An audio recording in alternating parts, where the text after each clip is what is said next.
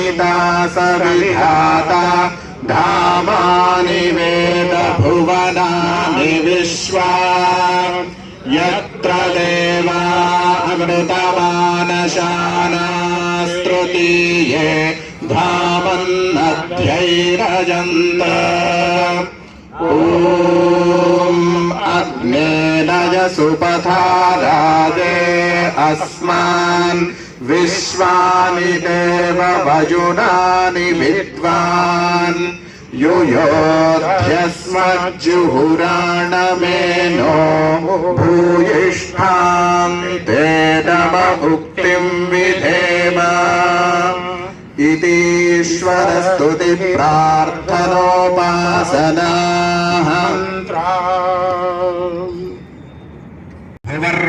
भुवर्वायवेपानाय स्वाहा इदं वायवेपानाय इदं नमः ॐ स्वरादित्याय व्यानाय स्वाहा इदमादित्याय व्यानाय इदं नमः ॐ भूर्भुवस्वरग्निवायुवादित्येभ्यः प्राणापानव्यानेभ्यः स्वाहा इदमग्निवायुवादित्येभ्यः प्राणापानव्यानेभ्यः इदं नमः ॐ आपो ज्योतिरसोमृतं ब्रह्म भूर्भुवस्वरों स्वाहा ॐ यां मेधां देवगणाः पितरश्चोपासते तया मामद्य मेधयाग्ने मेधाविनं कुरु स्वाहा ॐ विश्वानि देव सवितर्दुरितानि परासुव यद्भद्रं तन्न आसुव स्वाहा ॐ धियो यो नः प्रचोदयात् स्वाहा।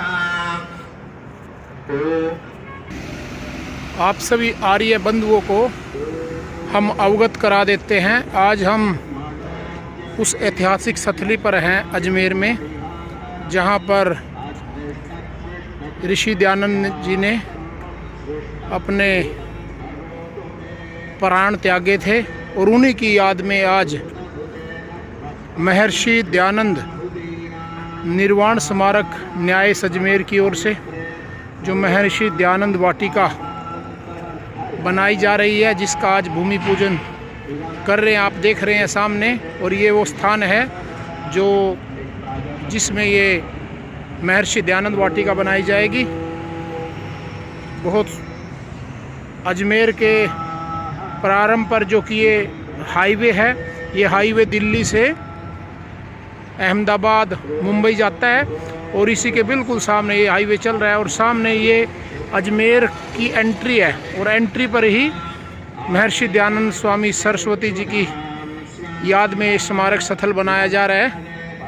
तो आप सभी को इससे अवगत कराने के लिए आज हम अजमेर में ही हैं और अजमेर में ही आपको ये दिखा रहे हैं, जिसका भूमि पूजन हो रहा है। आज महाशिवरात्रि के शुभ अवसर पर आज भूमि पूजन किया जा रहा है, जिसमें आर्य जगत के विद्वान, सन्यासी और आर्य परिवार भाग ले रहे हैं। यहाँ पर भविष्य में एक बहुत सुंदर भव्य स्मारक बनकर तैयार होगा, जिसमें एक संग्रहालय होगा और ऋषि दयानंद जी से जुड़ी अन्य चीज़ें सामने आएंगी और साथ में उनकी एक प्रतिमा, बहुत बड़ी प्रतिमा यहाँ पर लगाई जाएगी स्मारक के रूप में।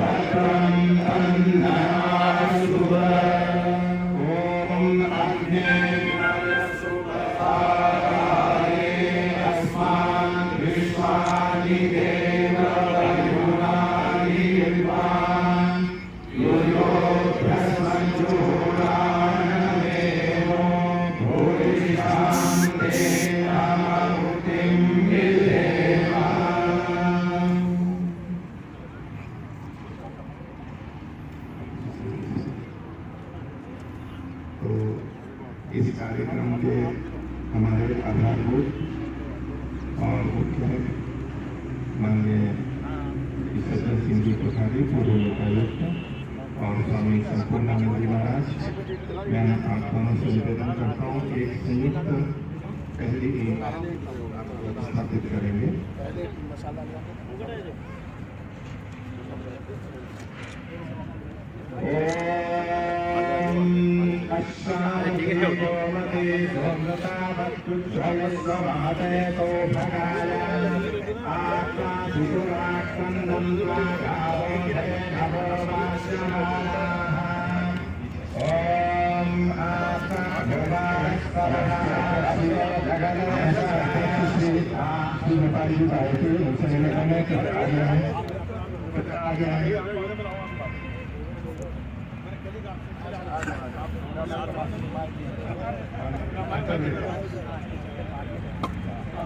सत्यजीत जी, मुनि रघुवीर जी, संयुक्त रूप से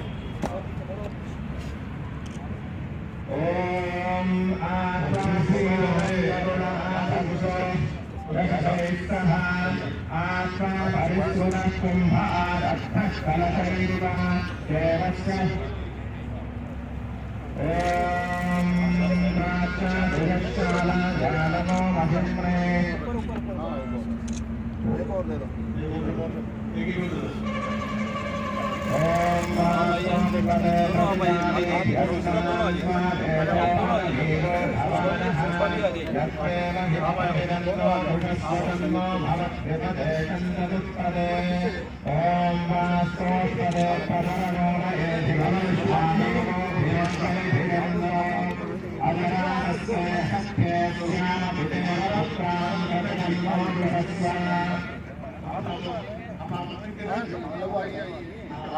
आप और लाला लक्ष्मण नारायण जी आइए।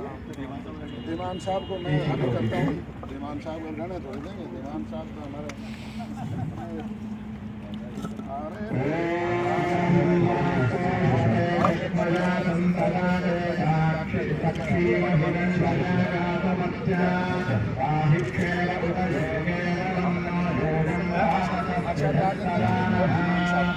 अच्छे से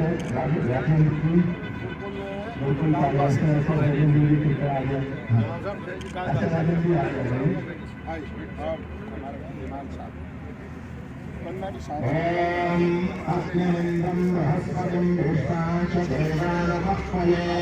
सरस्वती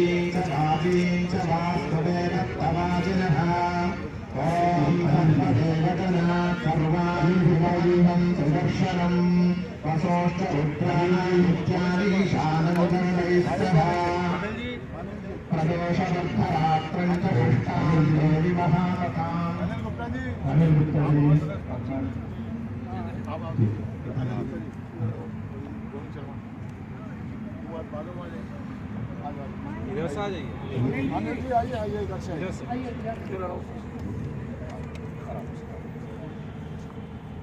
अच्छा जी, आप ले लो दिलबाग से। दिलबाग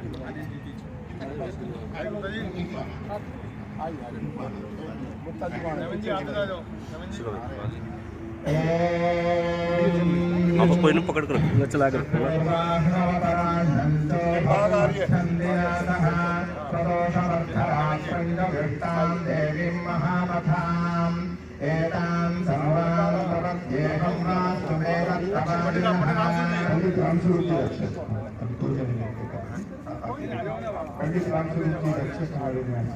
जूता निकाल दो, जूता निकाल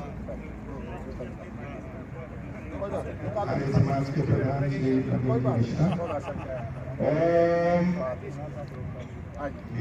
इधर आ जाए। ओम कर्तारं च विकर्तारं विश्वकर्मा नमोषते च वनस्पति एतां सर्वां प्रपद्येऽहं वास्तु मे दत्तमादिनः। ओम धातारं च विधातारं च निधीनां च पतिन्तः एतां सर्वां प्रपद्येऽहं वास्तु मे दत्तमादिनः। अच्छा जी, आप गुरुकुल के हाँ इधर है, इधर आज आइए आइए। अरे नहीं कोई बात नहीं, चाहिए तकलीफ का कोई भी टाइम चाहिए। अच्छा जी, उधर सामने की तरफ चले जाएंगे रक्षक जी के साथ में। भाई ना आप बेटे नीचे बैठ जाने के बाद आराम से लो भाई, है ना, ठीक। श्रीमती दमयंती गुप्ता जी, माताओं में से तुम ओम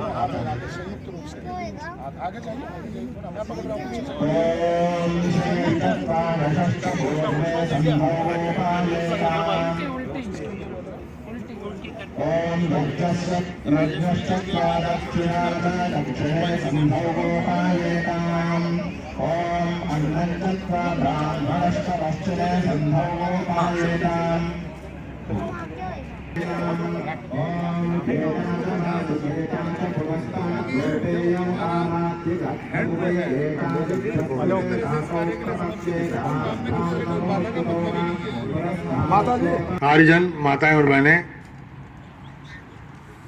जैसा कि आपको पता है आज ऋषि बोधोत्सव है और आप सब ने अपने अपने समाज में बड़े उत्साहपूर्वक आयोजन किए। मैं छोटी सी बात आपको इस स्थान के बारे में बताना चाहता हूँ। जिस प्रकार चकोर चांद के बूते आग खा लेता है, ये सुना आप लोगों ने, हमने तो पढ़ा था मेरे प्राइमरी स्कूल में कि चकोर चांद के बूते पृथ्वी पर बैठा बैठा आग खा लेता है। इसी प्रकार हमने स्वामी संपूर्णानंद जी और आचार्य सज्जी जी के बूते भूभाग है नगर सुधार न्यास ने न्यास को दिया। ये 3 बीघा है, इसमें ध्यान वाटिका का विकास होगा और सभी लोग हमारे न्यास के ट्रस्टी व कोषाध्यक्ष भाई नवाल साहब कृपया मंच से बता रहे, सब मिलकर के इसका हम विकास करेंगे, ऐसा हम सबका संकल्प है। इस स्थान के ऊपर क्या क्या होगा, कैसे कैसे होगा, ये सब आपको विस्तार में बताया जाएगा। लेकिन आज आप सब लोग जो बता रहे हैं, इसमें मेरा आपसे निवेदन है कि आप सब लोग भी इसके विकास में भागीदार बने, अपनी सक्रिय भूमिका निभाएं। भाई सुभाष जी नोवाल कृपया मंच से बता रहे, इस स्थान को हमें एक ऐसे रूप में विकसित करना है कि देश विदेश का पर्यटक आए तो स्वामी दयानंद के जीवन से प्रेरणा ले, उसको लगे कि स्वामी दयानंद का अजमेर से नाता है, उसको यह भी लगे कि स्वामी दयानंद के जीवन को आज तक मैंने न पढ़ा न समझा, यह मेरा दुर्भाग्य था। ऐसा विकास इसका हम करना चाहते हैं और इसके लिए हमारा पूरा पूरा प्रयास रहेगा। और समृद्ध मंच जो बैठा है यहाँ पर, ये इतना समृद्ध है कि न धन से कमी आने देगा, न बुद्धि से कमी आने देगा, न प्रस्तुतिकरण से कमी आने देगा। और आप लोगों को वास्तव में लगेगा कि अजमेर का एक ये अद्वितीय दर्शनीय स्थान है। मैं तो चाहूंगा कि विश्व के लिए ये प्रेरणा स्थली बने, ऐसा इसका विकास हो। और ये तभी संभव है कि जब हम सबकी आहुति इसमें लगे। जिस प्रकार एक गिलहरी ने पुल बनाने में एक कण था केवल कि उसका इतिहास कहेगा कि गिलहरी ने साथ दिया, तो हम सब, हमारा जितना भी सामर्थ्य हो, शक्ति हो, तन से, मन से, धन से, किसी भी तरह से हम इसके विकास में सहयोग करेंगे, ऐसा मेरा आपसे विश्वास है। और मैं पूरी उम्मीद करता हूं कि आप लोग इस बात को आगे बढ़ाएंगे और आगे लोगों को बताएंगे कि लोग इसके विकास में रुचि लें, अपनी राय भी दें, अपना सहयोग भी दें, वो सब स्वीकार हमारे को। लेकिन मैं एक बात फिर बताना चाहता हूँ आपसे कि इस सब का जिम्मा जब स्वामी संपूर्णानंद जी ने और आचार्य सज्जी जी मुनि जी ने लिया, तो हमें लगा कि बहुत आसान काम हो गया ये, और उसी से हम आगे बढ़े। इसी प्रकार हमने विनायक कोटी के पास एक जमीन और परचेज की, 800 गज पहले थी, जो हर समाज नाला बाजार ने खरीद करके एक ट्रस्ट बनाया था। लेकिन वो बहुत कम जगह थी, उसके बाद और जगह ली, उसका विकास भी होना है। तो कुल मिलाकर के विकास की गति रुके नहीं, गाड़ी रुके नहीं। इस सब के लिए आज आप सबका हमें सहयोग और सहकार सदा आमंत्रित है। सबसे पहले मैं आमंत्रित करता हूँ हमारे न्यास के साकार हुआ है किसी स्वप्न के साकार होने जैसा है कि अजमेर के प्रवेश स्थल पर महर्षि का एक भव्य स्थल हो और जब भी कोई इधर से गुजरे और निकले तो उसको ये आभास हो कि हाँ, ये महर्षि दयानंद का यहाँ पर मूर्ति है और ये अजमेर है। अभी जैसे यहाँ से जो निकलता है तो लोग बाग रास्ता भूल जाते हैं, सीधे आगे निकल जाते हैं। जिस दिन यहाँ पर यह बन के तैयार होगा भव्य स्थल, उस दिन अजमेर महर्षि दयानंद के निर्वाण स्थल के नाम से जो जाना जाता है उसकी पहचान बन जाएगा। और इसके लिए डॉक्टर साहब को बहुत बहुत धन्यवाद, आभार इस स्थान को प्राप्त करने के लिए, सहयोग करने के लिए। और आगे जो भव्य निर्माण होना है उसके लिए स्वामी जी का और मुनिश्री का बहुत बहुत आभार, अभिनंदन कि इन्होंने अपने कंधों पर इतना बड़ा बीड़ा उठाया, इतना काम लिया। इसके लिए आपका बहुत बहुत अभिनंदन, धन्यवाद।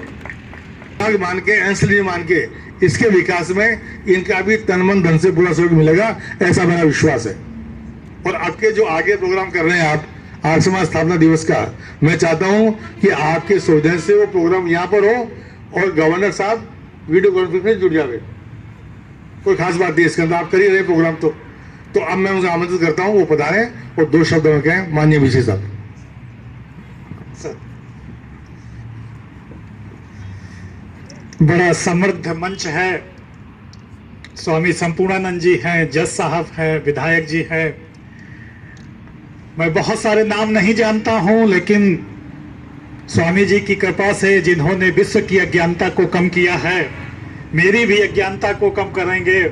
और लगता है कि मैं जल्दी ही, जैसा बाहेती साहब ने कहा, कि सब लोग मुझे परिवार के सदस्य के रूप में लेंगे।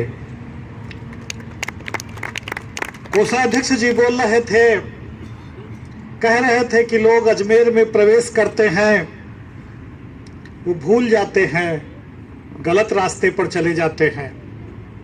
तो स्वामी जी की यहाँ पर एक स्टैच्यू होनी चाहिए जो लोगों को रास्ता दिखाए। हमें लगता है कि जो अजमेर में ही नहीं प्रवेश करते हैं, जो इस देश में प्रवेश करते हैं, जो इस दुनिया में प्रवेश करते हैं, वो प्रवेश करते ही रास्ता भूल जाते हैं। और वो रास्ता दिखाने का काम अगर किसी ने किया है तो वो स्वामी दयानंद जी ने किया है। वो खाली अजमेर को ही ना रास्ता दिखाए, वो पूरी दुनिया को रास्ता दिखाए। यही हम लोगों की इच्छा है, यही हम लोगों की सद्भावना है। अजमेर आने का एक बहुत बड़ा कारण ये भी था कि ये स्वामी दयानंद जी से जुड़ा हुआ था। मन में एक उत्कंठा जरूर था कि हाँ, मैं 3 विश्वविद्यालयों में वाइस चांसलर रहा हूं, लेकिन लखनऊ को क्यों जाने, नवाबों का शहर है। बरेली को क्यों जाने, वो एक फिल्मी कोई गाना है उसकी वजह से जानते हैं।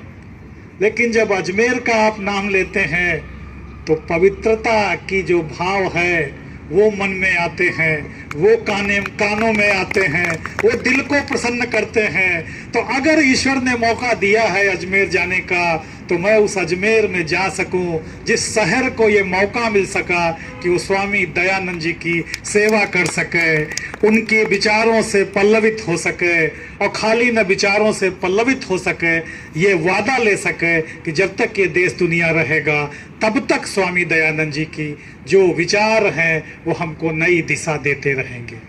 विश्वविद्यालय का और इस संस्थान का चोली दामन का साथ रहेगा। मैं खाली इतने कह सकता हूं कि मुझे जिस लायक जहां पर पाए, बिना कुछ सोचे समझे आप खड़ा कर लें, और जो मेरे से सहयोग अकादमिक, शैक्षणिक, वित्तीय और किसी रूप में विद्यार्थी होते हैं, उनकी शिक्षाओं को फैलाने में, वो निश्चित रूप से हम संपूर्ण अपनी जो शक्ति है उसके साथ आपके साथ जुड़े रहेंगे। और मुझे विश्वास है कि मुझे धीमान साहब अभी मिल गए हैं दयानंद चेयर पर प्रोफेसर के रूप में। मैंने इनको सुना है, बहुत बढ़िया इनके उद्गार हैं, विचार हैं, बहुत अच्छी समझ है।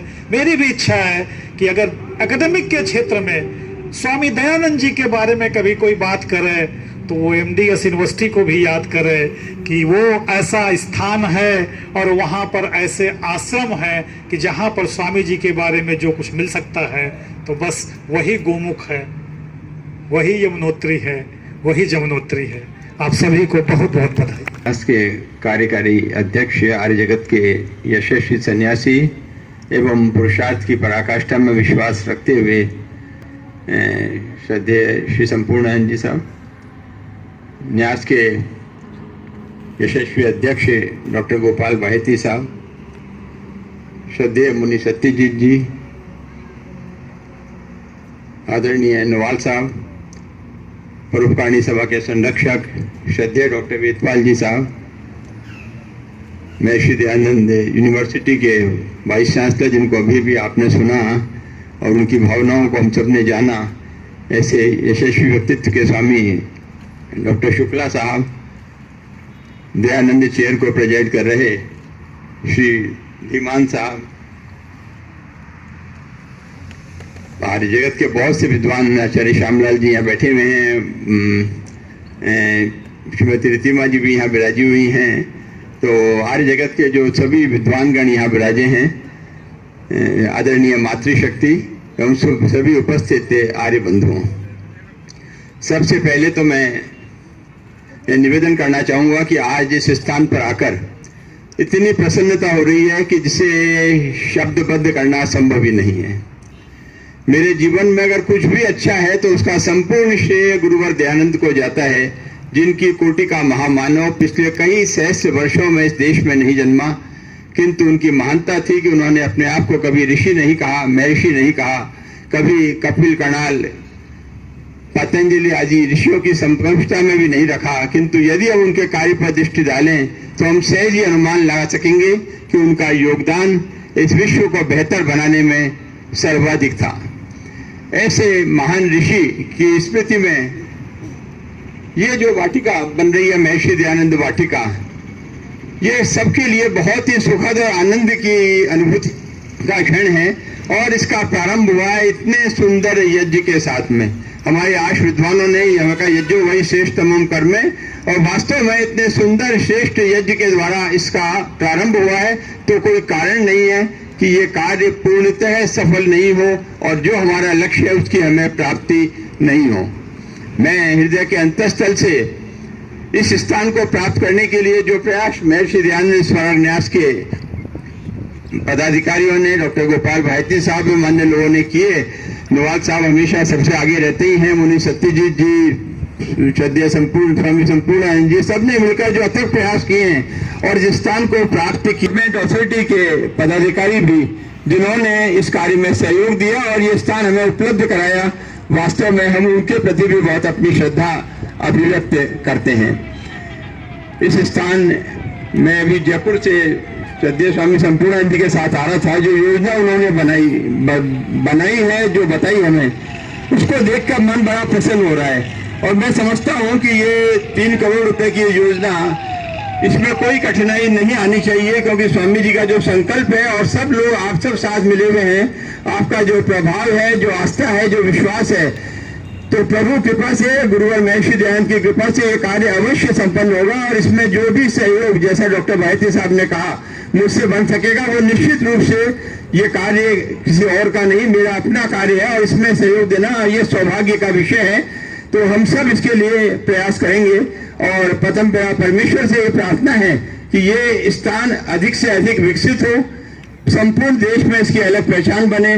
भव्य मूर्ति मेरे गुरुवर महर्षि दयानंद की यहाँ लगेगी और इसके अलावा भी कुछ और गतिविधियों का यहाँ संचालन होगा, जिससे कि अजमेर में केवल सामान्य रूप से आने जाने वाले नहीं, किंतु जो लोग यहाँ देखने के लिए भी कि भाई चलो महर्षि दयानंद स्मारक वाटिका को हम देख के आवे, लोग दूर दूर से इसे देखने के लिए आएंगे।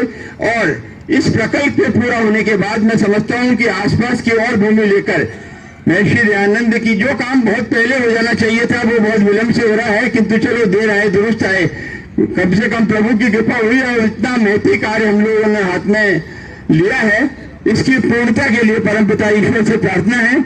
इतना सुंदर कार्यक्रम संपन्न हुआ, ये हो रहा है, इसके लिए सभी आयोजकों को बहुत बहुत साधुवाद। और जो भी स्मारक न्यास से संबद्ध विभूतियां हैं, जो इसके सफल बनाने में दिन रात जुटी हुई है, उनको विशेष विशेष साधुवाद और धन्यवाद। मुझे यहाँ आकर जो प्रसन्नता की अनुभूति हो रही है, मैं कृतज्ञता ज्ञापन करता हूँ हृदय के अंतःस्थल से कि मुझे आमंत्रित कर इस सौभाग्य को लेने का अवसर आपने प्रदान किया और मुझे ये सम्मान प्रदान किया, इसके लिए भी बहुत बहुत आभार, धन्यवाद। यहाँ विराजमान श्रद्धेय स्वामी संपूर्णानंद जी सरस्वती एवं अन्य सभी सन्यासीगण हो रही है। अब से पहले ऋषि दयानंद से जुड़े हुए जो स्थान थे,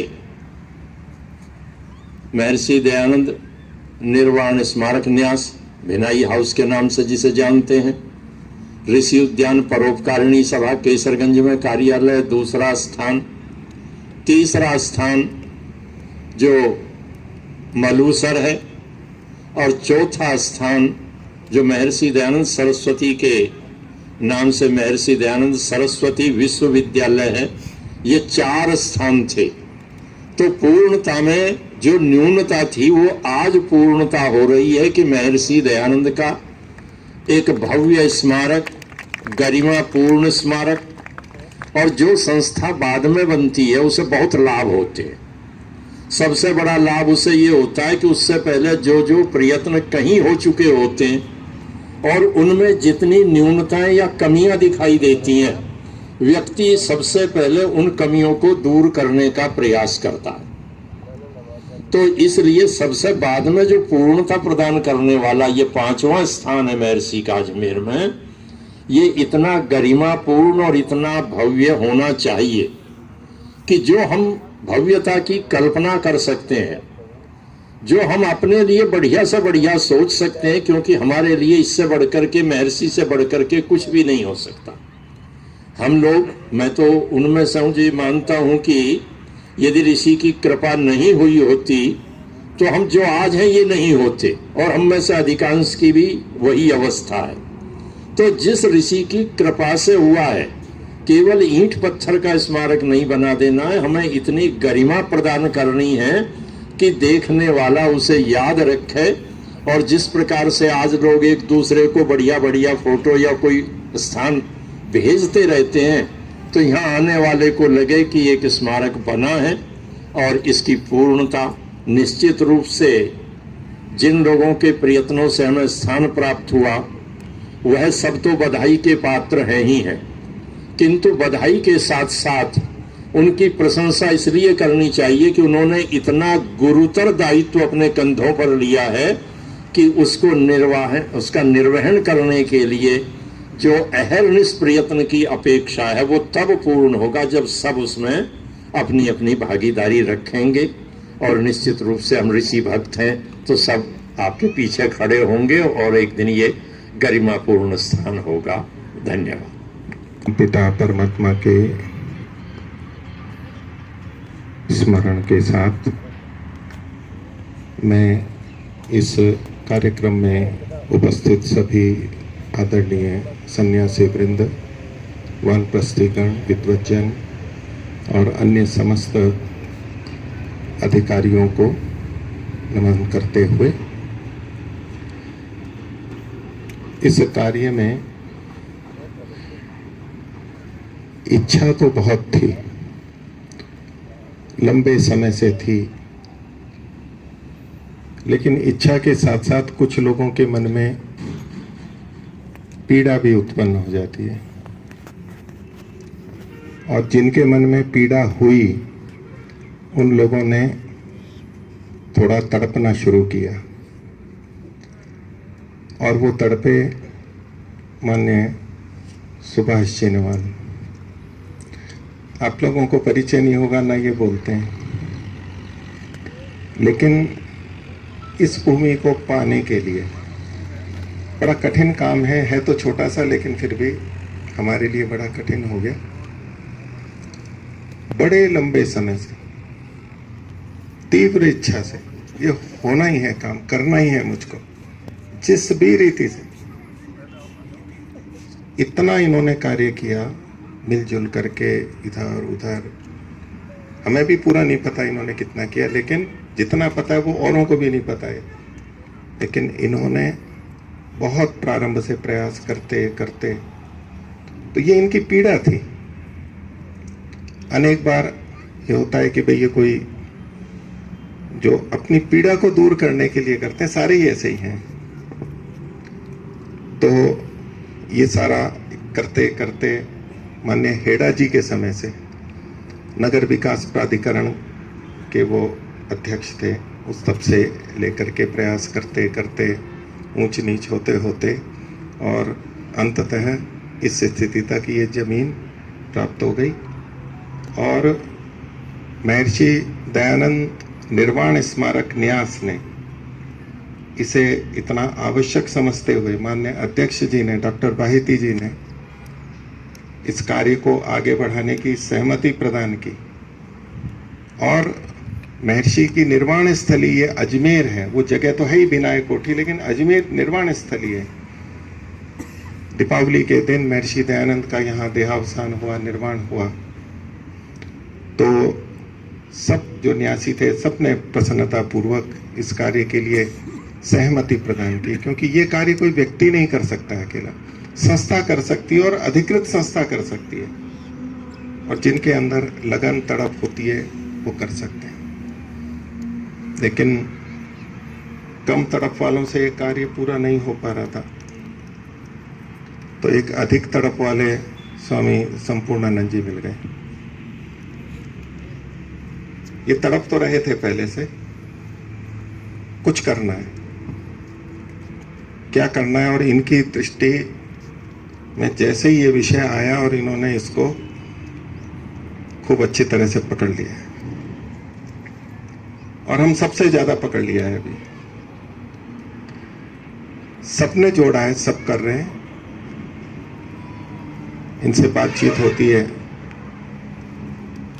तो एक तो होता है कि हम अपनी खुशी के लिए कर रहे हैं, ये भी कह सकते हैं महर्षि का स्थान बन रहा है, महर्षि का नाम होगा, जिस नाम के वो अधिकारी थे, जो इस स्वतंत्र राष्ट्र रहे, लेकिन वो पूर्ण अधिकारी थे और बहुत बड़े अधिकारी थे।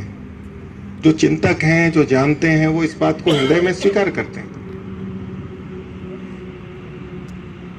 तो महर्षि को वो स्थान मिले, ये खुशी वो तो होती है, वो सबको, बहुतों को, अभी जिन जिन को संदेश जा रहे हैं पूरे भारत में और विश्व में, सब बहुत प्रसन्न है, सबको बहुत प्रसन्नता है कि इस तरह का एक स्थान बन रहा है यहाँ पर।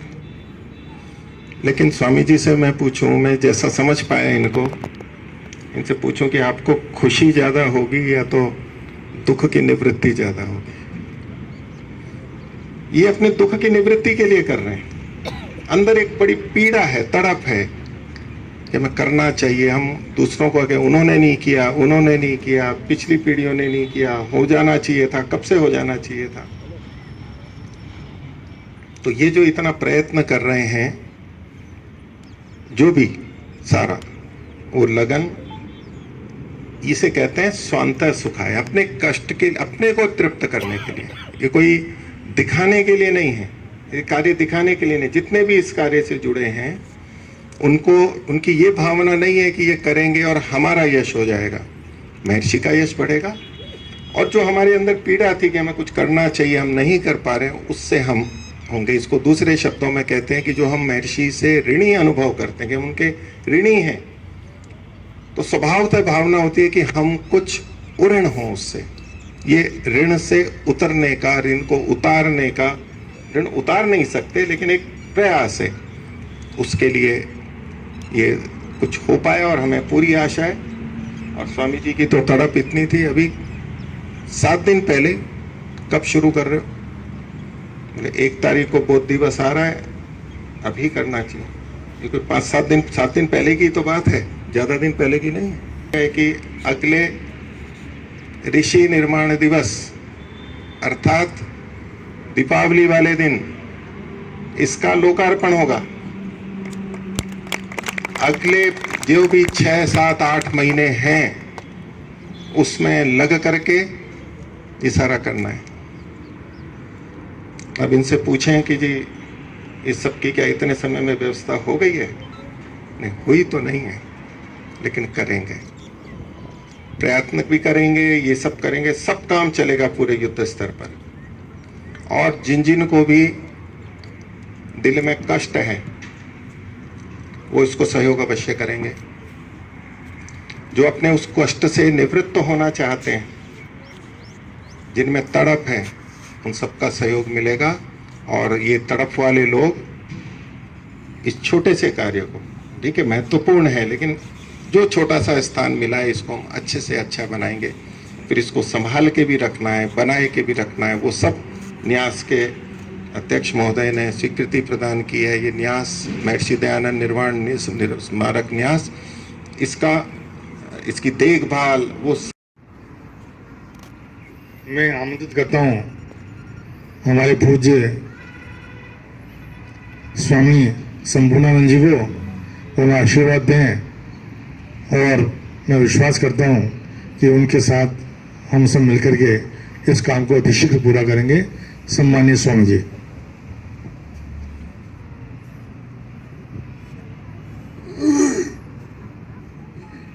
सभी मिलकर के एक बार गायत्री महामंत्र का जाप करेंगे।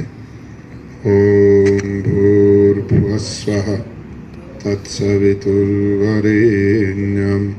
भर्गो देवस्य धीमहि धियो यो नः प्रचोदयात्।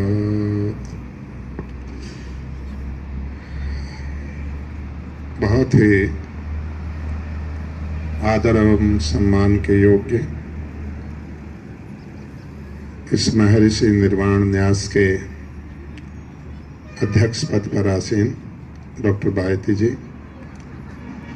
कोषाध्यक्ष श्री सुभाष नवाल जी, परोपकारिणी सभा के पूर्व प्रधान श्रद्धेय डॉक्टर वेदपाल जी, वर्तमान में न्यास के सदस्य और परोपकारिणी के महामंत्री मुनि सत्यजीत जी, और हमारे बीच में महर्षि दयानंद जी महाराज के प्रथम बार चरणों से पवित्र होने वाली भूमि से पधार कर यहाँ महर्षि दयानंद सरस्वती विश्वविद्यालय के कुलपति पद को अलंकृत करने वाले डॉक्टर शुक्ल जी, और मेरे बहुत पुराने मित्र 25 वर्ष पुराने, जब आप आचार्य हुआ करते थे गुरुकुल करतारपुर, महर्षि दयानंद जी महाराज के गुरुवर गुरु विरजानंद स्मारक गुरुकुल है जो जलंधर के और लुधियाना के बीच में करतारपुर में, तब से लेकर के और आज तक आप किसी न किसी रूप से अपने पुरुषार्थ से, वैदुष्य से आर्य समाज को, ऋषि दयानंद के मंतव्य को अलंकृत कर रहे हैं डॉक्टर नरेश धीमान जी, और जिनके बल से मैं बलवान हूँ और जिनके धन से मैं धनवान हूँ, ऐसे हमारे बहुत ही सुहृद, प्रेरणा स्रोत, आदर्श एक गृहस्थ, ऐसे जो बिल्कुल प्राचीन काल की आदर्श परंपरा को हमें दर्शाते हैं, जस्टिस सज्जन सिंह जी कोठारी जी। आपके परदादा के समय में और आपकी पीढ़ियों के समय में महर्षि दयानंद जी महाराज का आशीर्वाद प्राप्त हुआ और वो बिजली का करंट आज तक काम कर रहा है। पीढ़ियों से पीढ़ी वो ज्यों की त्यों शिफ्ट हो रहा है। उसका प्रमाण है आपके सुपुत्र अर्पित कोठारी जी अमेरिका में हैं, सैन फ्रांसिस्को में। मैं जब गया उनके पास तो कई दिन उनके पास रुका और मुझे ये जान करके हैरानी हुई, शुद्ध उच्चारण और बिना किसी भूल के मैंने जब उसे स्वस्तिवाचन और शांतिकरण के मंत्रों का पाठ सुना, मैंने कहा अमेरिका आने से ये सुना करते थे कि व्यक्ति बदल जाते हैं, पर अमेरिका आने से हमने ये भी निश्चय कर लिया यदि व्यक्तित्व से व्यक्ति पहले जुड़ गया हो तो फिर वो कोई बदलता नहीं है। आपके एक सुपुत्र ऑस्ट्रेलिया, सिंगापुर में, एक अमेरिका में। हमारे कोषाध्यक्ष हैं, हमारा जो ट्रस्ट है जो गुरुकुल गौशाला चलाता है करनाल कुरुक्षेत्र में, हिमाचल प्रदेश में, लक्ष्मी नारायण आर्य जी। और इधर मेरे बहुत सारे ऐसे सब परिचित बैठे हैं, सबका नाम लेंगे बहुत लंबा। हाँ, आचार्य राजेंद्र जी एक ऐसी संस्था से हैं जहां आचार्य बलदेव जी महाराज ने स्वामी रामदेव जैसे, आचार्य ज्ञानेश्वर जी जैसे, स्वामी विवेकानंद जी अब वर्तमान में हैं, आर्य नरेश जैसे, और डॉक्टर सतीश प्रकाश अमेरिका में गुरुकुल चलाते हैं, उन जैसे विद्वान तैयार करें तो आचार्य राजेंद्र जी उसी गुरुकुल के वर्तमान में आचार्य हैं। हमारी पूजनीय माताएं, धर्म प्रेमी सज्जनों, इसकी पृष्ठभूमि आप सब लोगों को ज्ञात हो गई, उसके मैं उसको बताने के लिए अब अधिक समय आपका नहीं लेंगे। बात यह है, जब कोई भी व्यक्ति किसी काम को करता है तो उसके पीछे 2-3 उद्देश्य होते हैं उसके। या तो वो अपने लिए कर रहा है या वो अपनों के लिए कर रहा है। एक स्थिति वो भी होती है कि जब व्यक्ति अपने और अपनों के दायरे से बाहर निकल करके यदि किसी कार्य को करता है तो हमारे वो पूर्वजों, ऋषियों, महर्षियों और राष्ट्र की सेवा में अपना जीवन अर्पित करने वाले महापुरुषों के लिए होता है। ये कार्य ऐसा ही है। मुझे अभी बैठे बैठे मैडम एनी बेसेंट का वो वाक्य याद आ गया कि जब कभी भारत आजाद होगा और भारत आजाद होने के बाद भारत का पुनर्निर्माण करने वाले, आजादी दिलवाने वाले, आध्यात्मिक, सामाजिक, आर्थिक क्रांति का सूत्रपात करने वाले लोगों के लिए एक आजादी का मंदिर बनेगा। उस मंदिर में उस आजादी के दीवानों और परवानों की मूर्तियां लगेंगी। उन सब मूर्तियों में सबसे ऊंची जो मूर्ति होगी वो महर्षि दयानंद सरस्वती की होगी। ऐसा उनका एक समय वक्तव्य था। पर वो आजादी का मंदिर तो अब हमारी पार्लियामेंट है, वो आजादी का मंदिर है, उसमें मूर्तियां भी हैं अर्थात चित्र भी हैं, पर वो उस रूप में महर्षि दयानंद जी महाराज को वहां स्थान प्राप्त नहीं है जो जिस रूप में हमारे पूर्वजों ने ऐसी कल्पना की थी। उसमें कोई ऐसा, मैं उन लोगों को दोष नहीं देता कि जिन लोगों ने ड्यू रिस्पेक्ट नहीं दी, उन लोगों को भी हमें भी दोष है कि हम अपनी आवाज को उतने ऊंचा स्तर से, उतने पुरुषार्थ परिश्रम से उन लोगों तक नहीं पहुंचा पाए जो लोग उस कार्य को करने वाले थे। अब रहा अजमेर की बात। ऋषि दयानंद जी महाराज से 2 स्थान जुड़े हुए हैं विशेष। एक वो स्थान जहां उन्होंने पहली श्वास ली, वो तो टंकारा है, गुजरात में है। एक वो स्थान जहां उन्होंने अंतिम श्वास ली, वो अजमेर है। पहली श्वास लेने का स्थान महर्षि दयानंद जी महाराज का चुनाव नहीं था। महर्षि दयानंद जी महाराज की ये बालक मूल शंकर के रूप में जब पैदा हुए, उनकी इच्छा नहीं थी कि वो टंकारा में पैदा हों और करसनजीत तिवारी उनके पिता हों। उनकी ये इच्छा नहीं थी, क्योंकि बालक की इच्छा का कोई सवाल ही नहीं उठता। उनका चुनाव टंकारा वो उनका चुनाव नहीं था, वो परम पिता परमेश्वर की व्यवस्था से वहां उत्पन्न हुए थे। पर अंतिम श्वास वो कहां पे लेंगे, ये उनका चुनाव था। जहर जोधपुर में दिया गया, आराम करने के लिए उनको आबू भेजा गया। आबू न रह करके वो अजमेर आए और बड़े आग्रह पूर्वक आए कि मैंने अजमेर जाना है, अजमेर लेकर के चलो। और अजमेर में आकर के महाराजा भिनाय द्वारा प्रदत्त निवास स्थान भिनाय कोठी में आए और उन्होंने अपना यहाँ पर निर्वाण को प्राप्त हुए, अर्थात अंतिम श्वास अपने चुनाव से, अपनी मर्जी से लेने के लिए उन्होंने अजमेर चुना है।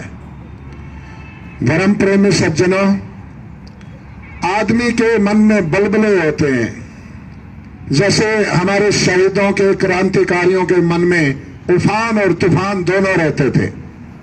वो सोचते थे कि एक दिन ऐसा भारत होगा, हम तो यहाँ से फिदा होकर के इस पे आजादी के मंदिर पे कुर्बान होकर के आजादी की बलिवेदी पर बलिहृत होकर के जा रहे हैं, पर एक दिन ऐसा भारत होगा, आजादी के दीवानों का, सांस्कृतिक परवानों का स्मरण किया जाएगा। पर दुर्भाग्य रहा देश का, उस समय कुछ व्यवस्थाएं पता नहीं कैसी थी, क्योंकि हम उस समय नहीं थे। तर्क की तराजू पे तोल के देखते तो वो थी नहीं गई, इसलिए नास्तिक हो गए। मेरे गांव के व्यक्ति धर्म सिंह स्वामी श्रद्धानंद जी महाराज के उनके सेवक थे, उनके अंगरक्षक के रूप में साथ रहते थे हमेशा। जब उनका जन्म दिवस, उनका निर्वाण, उनका पुण्यतिथि और उनकी याद में उत्सव करने के लिए बड़े बड़े विद्वान लोग गांव में आते, तो लानत है हमारे चमकने पे। हम ऊपर उठे, हमारे गुरु, हमारा नाम हो, हमारी संस्थाओं का, हमारे गुरुकुलों का, हमारे इंस्टीट्यूट्स का, हमारे व्यक्तिगत कोई हमारा इतना, हमारी कला का, हमारे गुणों का, हमारे वैदुष्य का, इनका नाम हो, और हमारे आचार्य, हमारे गुरु, हमारे मार्गदर्शक इस देश को आजादी की राह पर चलाने वाले, सांस्कृतिक क्रांति का मंत्र फूंकने वाले, वेदों का उद्धार करने वाले और भारत को नहीं, इंडिया को आर्यवर्त बनाने वाले। ऋषि के समय में ना आर्यव्रत था ना भारत था, या तो हिंदुस्तान था या इंडिया था, कोई भारत नहीं कहता था। दो ही यहां पर विचारधाराएं थी, दोनों विदेशी थी, दोनों ने आकर के कब्जा किया था। एक विचारधारा कहती थी ये हिंदुस्तान है, दूसरी विचारधारा कहती थी नहीं ये इंडिया है। ऋषि दयानंद जी महाराज से पूछा कि ये तो आर्यों की भूमि है। ऋषि दयानंद जी ने कहा आर्यों की भूमि है। विदेशी सत्ता ने कहा आर्य तो बाहर से आए। उन्होंने एक ही जवाब दिया, आंख में आंख डालकर। सुनो, उनका तर्क सुनिए। आज भी बड़ा दुर्भाग्य की बात है, यूनिवर्सिटी में ये पढ़ाया जाता है आर्य बाहर से आए। हमारे लोगों ने, हमारे रहनुमाओं ने यह लिख मारा कि आर्य बाहर से आए। ऋषि दयानंद जी महाराज ने एक तर्क दिया, उस तर्क को आज तक कोई काट नहीं पाया। क्या? अंग्रेज के आने से पहले हम इंडियन नहीं थे और हमारा देश इंडिया नहीं था। मुसलमान के आने से पहले हम हिंदू नहीं थे, हमारा देश हिंदुस्तान नहीं था। और भरत नाम के चक्रवर्ती राजा के होने से पहले इस देश, उस समय में, उसके कारण इस देश का नाम भारत पड़ा। भरत नाम के चक्रवर्ती सम्राट हुए, उनके कारण इस देश का नाम भारत पड़ा। और आर्यों के सृष्टि के आदि में बसाने के कारण सबसे पुराना नाम इस देश का आर्यवर्त है। जब रामायण में 9,80,000 वर्ष पहले राम को सीता माता आर्य पुत्र कहती है, 5200 वर्ष पहले रुक्मिणी योगेश्वर कृष्ण को आर्य पुत्र कहती है, तो अब आज के ये लोग कैसे ये कह सकते हैं कि आर्य बाहर से आए? ऋषि दयानंद जी महाराज ने हमें बचाया, इस देश को बचाया, संस्कृति को बचाया। मैं थोड़ा सा आपको कुछ समय लेने हुए मैं आज एक बात कहता हूं। बहुत सारे लोगों ने अपनी आहुति दी, बहुत सारे लोगों ने जन जागरण किया, पर ऋषि की विशेषता क्या है? मैं थोड़ा सा यदि अतिशोक्ति भी करूं तो आप उसको भी तर्क की कसौटी पे कसिए। मैं कहता हूं सृष्टि के आदि ऋषि ब्रह्मा से लेकर और जैमिनी पर्यंत कोई ऋषि ऐसा नहीं हुआ जो महर्षि दयानंद हुआ। अब मेरे उसमें तर्क सुनिए। किसी ऋषि को वो कष्ट कभी ना दिया गया जो मेरे ऋषि महर्षि दयानंद को दिया। किसी भी ऋषि के सामने वो विपरीत परिस्थितियां नहीं थी जो महर्षि दयानंद जी महाराज के सामने थी। हर एक महर्षि कणाद ने वैशेषिक दर्शन रचा, राजा की व्यवस्था में अपने गुरुकुल में बैठ करके संपूर्ण सुख सामग्री उपलब्ध होते हुए ऋषित्व को प्राप्त करके एक दर्शन की रचना की। कणाद ने वैशेषिक की रचना की, गौतम ने न्याय दर्शन की रचना की, कपिल ने सांख्य की, महर्षि पतंजलि ने योग दर्शन की, जैमिनी ने मीमांसा की, व्यास ने वेदांत की। पर उनके समय न उस समय मुसलमान थे, न उस समय ईसाई थे, न उस समय कम्युनिस्ट थे, न उस समय इतना अज्ञान और अविद्या थी, न उस समय इतनी जहालत थी, न विपरीत परिस्थितियां थी, न ऐसी बात थी कि वेदों का लोप हो गया हो। सबको परंपरा से वैदिक ज्ञान प्राप्त था, परंपरा से। कोई ऋषि ऐसा नहीं था कि जिसके समय में वेद ज्ञान की परंपरा टूटी हुई हो, वैदिक ज्ञान विज्ञान की परंपरा टूटी हुई हो। सबको परंपरा जुड़ी हुई मिली। मेरे महर्षि दयानंद जी महाराज के समय कोई परंपरा नहीं थी, वो तो पुस्तक रूप में प्रकाशित नहीं थे। जर्मन से मंगा करके यहाँ शुद्ध रूप में उनका संपादन करके सबसे पहली बार भारत में पुस्तक रूप में वेद देखने को मिले तो महर्षि दयानंद जी महाराज के कान मिले। उनसे पहले कोई पुस्तक रूप में वेद ही नहीं था। अपनों से शास्त्रार्थ नहीं करना पड़ा किसी ऋषि को। हमारे महर्षि दयानंद जी महाराज को अपनों से करना पड़ा, विदेशियों से करना पड़ा, अंग्रेज से करना पड़ा।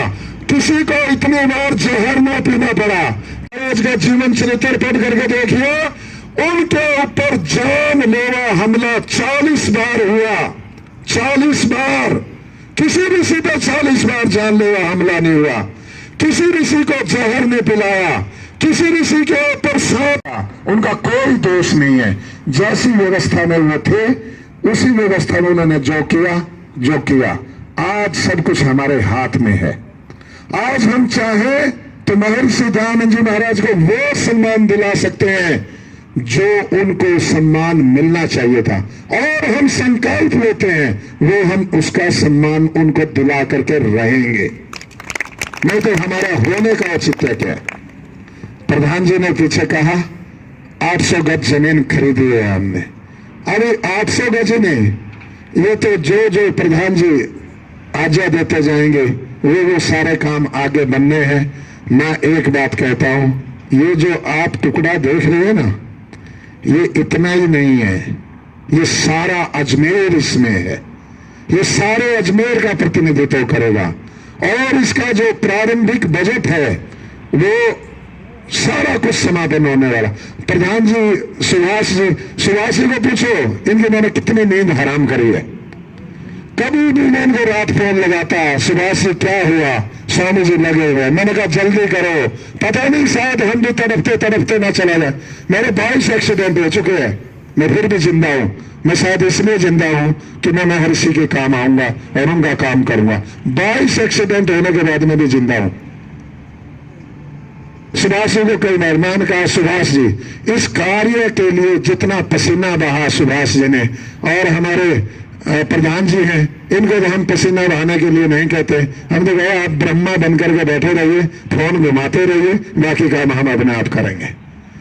तो इसके लिए बहुत पुरुषार्थ किया हमारे मुनि सत्याजीत जी और सब लोगों ने। मैं उन बागुस में नहीं जाना चाहता, मैं एक बात कहता हूं। इसका बजट जो निश्चित हुआ है, अब मुझे कहने लगे प्रधान जी कौन से दिन इसका मुहूर्त करना। मैंने कहा जल्दी करो प्रधान जी, मुहूर्त करना। मैंने कौन से दिन, मैंने कहा ऋषि को शिवरात्रि में बोध हुआ था, हो सकता है हमें भी बोध हो जाए ऋषि के प्रति कृतज्ञता का, हमारे ऊपर उसका कितना ऋण है, उस ऋण का हमें बोध हो जाए। इसलिए बोध रात्रि को हम इसका शिलान्यास करेंगे।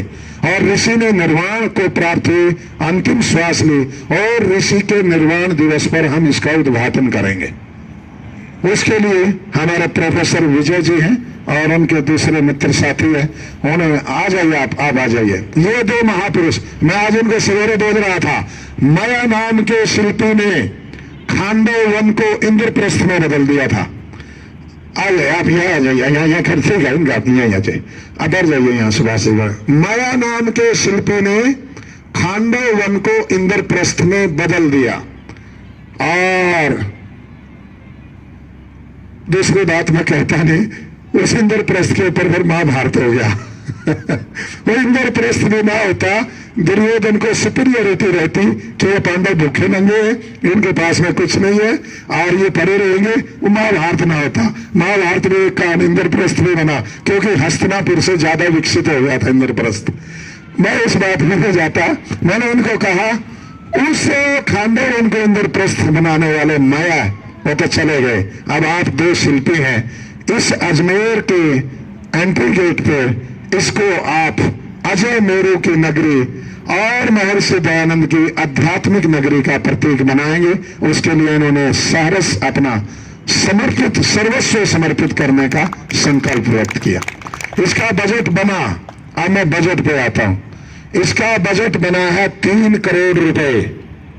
इसके ऊपर 3 करोड़ रुपए लगाया जाएगा और इसको इतना दिव्य और भव्य बनाया जाएगा। और उसके लिए एक संकल्प व्यक्त किया। क्या ये तो इतिहास बन रहा है। इतिहास के पन्नों पे नाम सौभाग्यशाली लोगों का होता है। उन सौभाग्यशाली लोगों की संख्या भी निश्चित हो गई। मैं एक बात और कहता हूं, ये हमारी पूर्णाहुति नहीं है, ये स्मारक हमारी पूर्णाहुति नहीं है। यहां से तो यज्ञ का प्रारंभ हुआ है। ये तो यज्ञ का प्रारंभ है। पूर्णाहुति तो हम कौन होते हैं करने वाले? हमसे आगे वाले उससे बड़ा करेंगे, हम पीछे वालों से बड़ा करेंगे, हमारी आने वाली पीढ़ियां हमें पीछे छोड़ेंगी। मैं ये कहता हूं, इस इतिहास का पन्ना बनने के लिए हमने 30 व्यक्तियों का निश्चय किया है। दान लेंगे, एक व्यक्ति भी बना सकता है इसे। मैं आज कहूं तो आज भी बना सकते हैं, पर एक व्यक्ति से नहीं बनवाना। ये सब मिलकर के बनाएंगे। उसमें से 30 व्यक्तियों का चयन किया है। 30 व्यक्तियों से 11-11 लाख रुपया लेना है। वो 30 व्यक्ति इतिहास का पन्ना एक पृष्ठ बनेंगे। उनका नाम इसके ऊपर अंकित होगा और उनकी ये महर्षि दयानंद जी महाराज को श्रद्धांजलि होगी। ना 29 से लेना, ना 31 से लेना, 30 से लेना है, 11-11 लाख लेना है। और ये हमारा संकल्प है और इस संकल्प को हम पूरा करके रहेंगे, हर हालत में पूरा करके रहेंगे। और इसका आप तैयार हो जाइए। आज ये जो हो गया है, अपने रिश्तेदारों को, मित्रों को, विदेश में रहने वाले बच्चों को, नौकरी करने वालों को, सेना में रहने वालों को, सबको बोल दीजिए ऋषि के निर्माण दिवस पर भव्य स्मारक का उद्घाटन हो रहा है। अपने हवाई जहाज की टिकटें बना ले, रेल की बना ले, बुकिंग कर ले, जो मर्जी करना चाहे कर ले। हर हालत में यदि कोई बाधा खड़ी करेगा, उस बाधा को लांग कर, कोई साथ देगा तो उसके साथ, और कोई साथ नहीं देगा उसके बिना हमें ये निर्वाण दिवस तक स्मारक पूरा करना है। इसमें कोई किसी प्रकार की अड़चन आने वाली नहीं है। अंतिम बात मैं एक और कहता हूं, आप सब लोग ऐसा ना सोचें कि हम कोई 11 लाख दे पाएंगे। अरे ऋषि का तो कार्य अनवरत चलता रहेगा, उसके लिए भी पैसे है। आप आज इस स्मारक के, इसके ऋषि निर्वाण न्यास के दाम की पर्चियां आज ही कटवाना शुरू कीजिए। कोई एक दाना चावल का भी हमें दे के जाएगा, उसका भी हम 1 करोड़ रुपए के बराबर ही उसको गरिमा प्रदान करेंगे और उसको महत्व भी देंगे। ऐसी बात नहीं है। पर चूंकि ये मैंने कहा ये एक ऐतिहासिक कार्य है और यहां से शुरुआत होनी है। आज तो 11-11 लाख की बात है। कोई बड़ा आगे कोई बात बनेगी तो कोई 11 करोड़ देने वाले को भी लाएंगे पकड़ करके। कोई बात है ऋषि के नाम पे, अरे किसके नाम पे नहीं, कैसा आप काम करिए, आगे बढ़िए, सब कुछ होगा। मैं, हमारे मुनि सत्याजीत जी हैं, सुभाष जी हैं, हमारे बायती जी हैं और हमारे कोठारी साहब हैं, हमारे बहुत वरिष्ठ विद्वान डॉक्टर वेदपाल जी हैं। इन सब लोगों के सानिध्य में, निर्देशन में हम यहाँ परोपकारिणी सभा में, ऋषि निर्माण न्यास में, खाली ऋषि निर्माण न्यास से ऋषि दयानंद जी महाराज का प्रतिनिधित्व नहीं करता। परोपकारिणी सभा जो महर्षि दयानंद जी महाराज ने अपने हाथों से अपनी उत्तराधिकारिणी सभा बनाई है, उसके आप यहाँ अधिकारी बैठे हैं। वो दोनों संस्थाएं सारे आर्य समाज की है। यहाँ भी स्मारक बनेगा, वहां भी जो जो आवश्यकताएं होंगी पूरे देश के लोगों से वहां के लिए भी व्यवस्था करेंगे, यहाँ के लिए भी करेंगे। जो कुछ करेंगे आगे बचे हुए जीवन में ऋषि दयानंद के लिए करेंगे और वो अपनी पीड़ा को कम करने के लिए करते हैं। ऐसे मुनि सत्याजीत जी ने आपसे कहा है। तो आप लोग इतिहास का पृष्ठ बनने के लिए अपने आप में तैयार हो जाइए। और 11 लाख रुपए कोई ज्यादा नहीं है। हॉस्पिटल में दाखिल हो जाए ना तो 11 लाख में तो जुकाम ठीक नहीं होता आजकल लोगों का। एक बार फंस जाए ना डॉक्टरों के यहाँ तो 11 लाख रुपए तो जुकाम ठीक करने के ले लेते हैं। तो हम भगवान से प्रार्थना करेंगे आप दान देने वालों को ब्लड प्रेशर ना हो, शुगर ना हो, हार्ट की बीमारी ना हो, जुकाम ना हो, कोरोना ना हो, लकवा ना हो, तो बताओ कितना फायदा कर दिया 11 लाख रुपए लेकर के।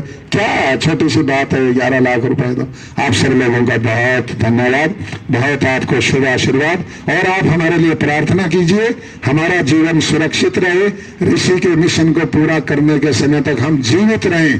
और आप सब लोग हमें सहयोग दीजिए, आशीर्वाद दीजिए और हमारे लिए प्रार्थना भी कीजिए कि भाई हम इस कार्य को पूर्ण मनोयोग से, मनोबल से आगे बढ़ाएं। इन शब्दों के साथ सबका धन्यवाद करते हुए ओम शांति।